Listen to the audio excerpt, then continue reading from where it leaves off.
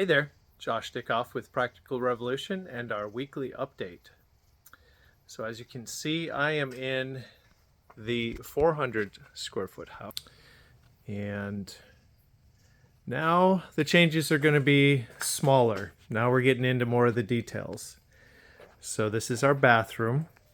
And you'll see we had to put blocking up because we're going to start putting the plumbing lines in the wall. And we need a place to fasten the hot and cold water lines and secure the vanity. Again, the shower.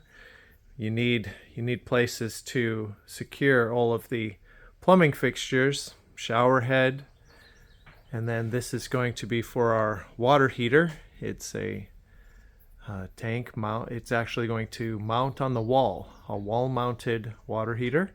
You'll get to see that later. And this is a humidity sensing fan, so it will turn on when humidity is sensed.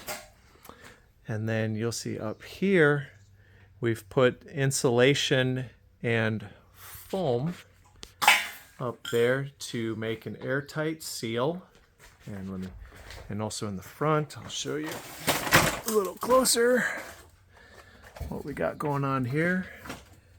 And so we put foam everywhere that air might come in, so we have a nice airtight seal on the house.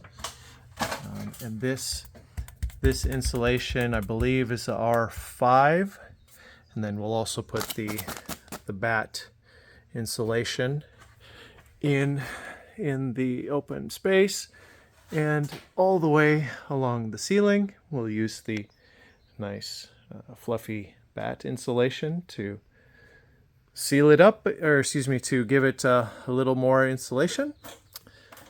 And that is the weekly update from out here in Comfort, Texas. See you next time.